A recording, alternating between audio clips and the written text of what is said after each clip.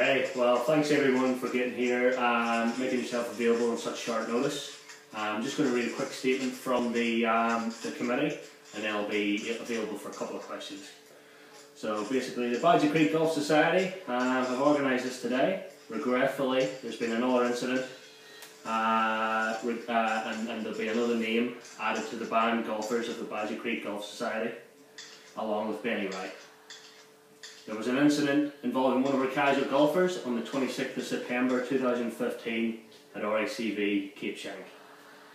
Mr. Scott Hamer of Langer Drive Chum Creek approached us on the night before the official September outing to show his interest in playing golf the next day.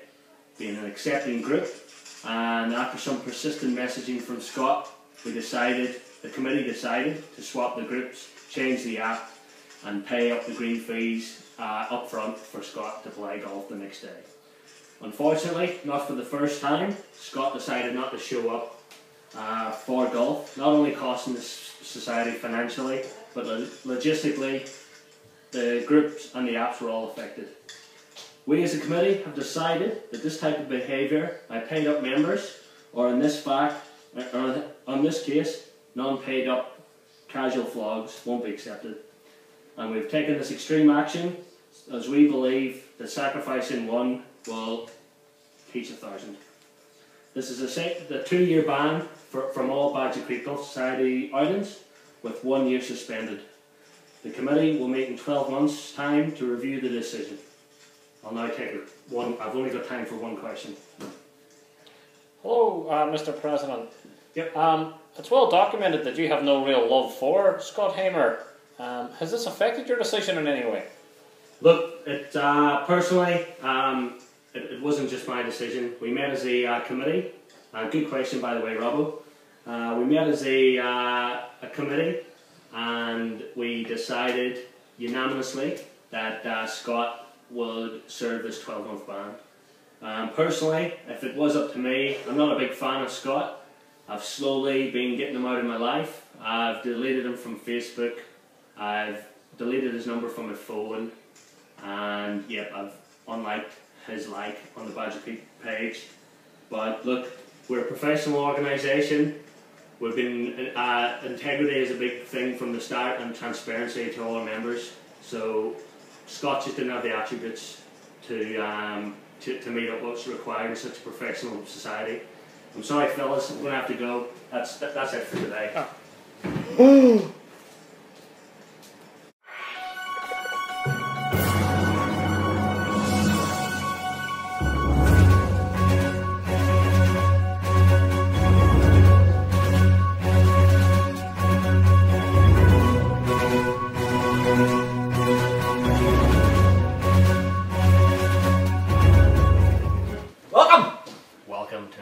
Of Badger Creek Golf Society news. We're back, and Scotty Hamer, we've lost another one. Well, that'll learn him to, when he promises to rock up. I hope he got his letter, because that'll come as a wild shock to him tonight. I know he watches the news, so no better man. Scotty, if you ring me, I don't have your number, so I don't answer unknown numbers. But seems like ages since the last one, being the trip that we're in the peninsula, but was a fantastic weekend. Thanks for everyone rocking up on the day and nights. Some good highlights. There was a few highlights. We'll run through a couple of our favourites, and these could be future feature videos, I reckon. Oh, definitely. But one of my highlights was Powley being shit. Oh, delighted with that. The championship leaderboard, he was talking to you about, I can play of 18. Too good. I can play of 18. But let's hear it, at least probably put him off coming down. Who brings his wife to the fucking golf room? I don't know. That was one of my highlights. Highlight for me, Haywood being shit. After 12 months of anticipation. It was a disappointing weekend on the field. Johnny Stevens nearly scored more points than you in one game. He did.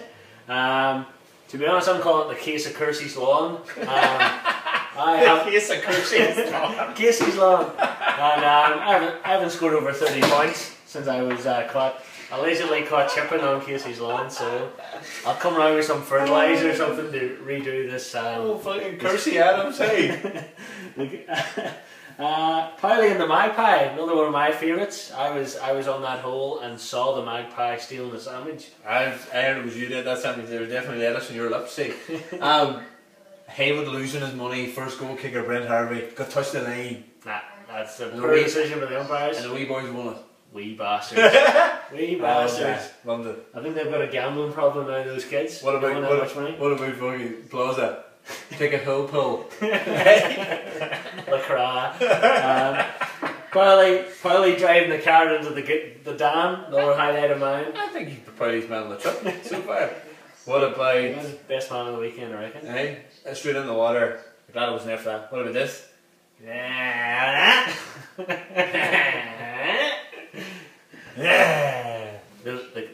Those kids with the gambling problem, they're still trying to explain to the teacher what that means. The old splitter. Right, pub removal. That was an interesting, worst pub ever. We've got a lot of plugs on this this outlet that we've got, but no one ever go to the Rye pub. Go to the RSL. Oh, good block away. So far better. And lastly, it was either a Powley or a Magpie. And this one was a Magpie taking a shit on Paul Graham's bed. Nasty. I'm not an expert on magpie shit, but I have never seen a magpie shit in a big brown turd with nuts in it and smelled like Guinness. I think this could be rated 15 tonight, the way you're going. Maybe yours.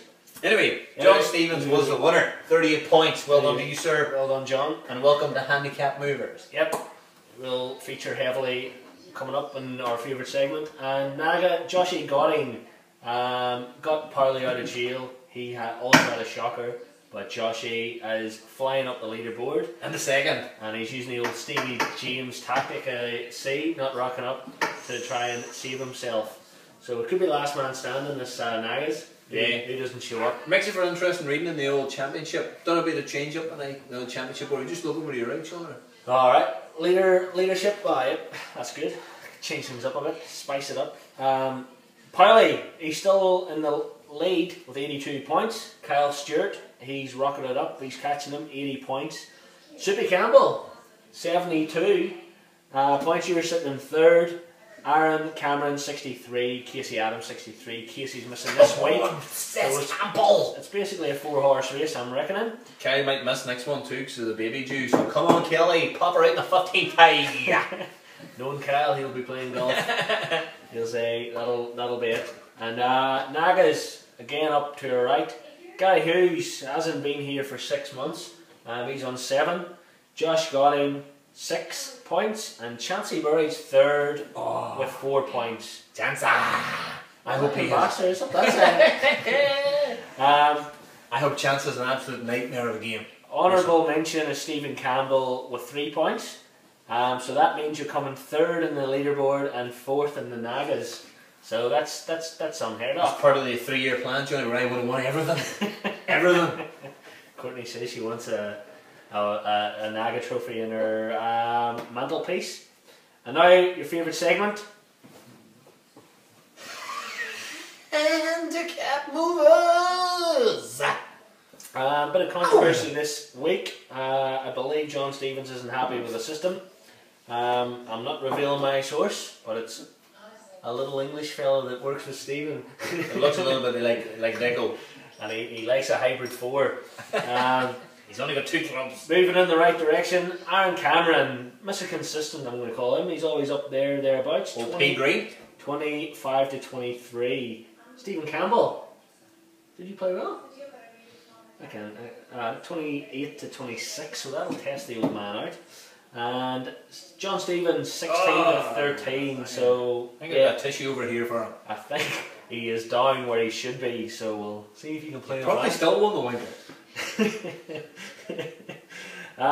Moving in the wrong direction, Owen Gunn, 22 to 23. That's controversial because he won St Andrews, which wasn't an official outing. Daniel Plaza, he is handicap management for President's Cup, and that'll be the next band member, I reckon. This is a deliberate ploy to go out for the President's Cup. Handicap management, because he plays Heels of the Well, the big So he says, but every time I see him, he's got that out head on him. Naga Plaza, the best golfer in the family, he had a bad round, 22 to 23.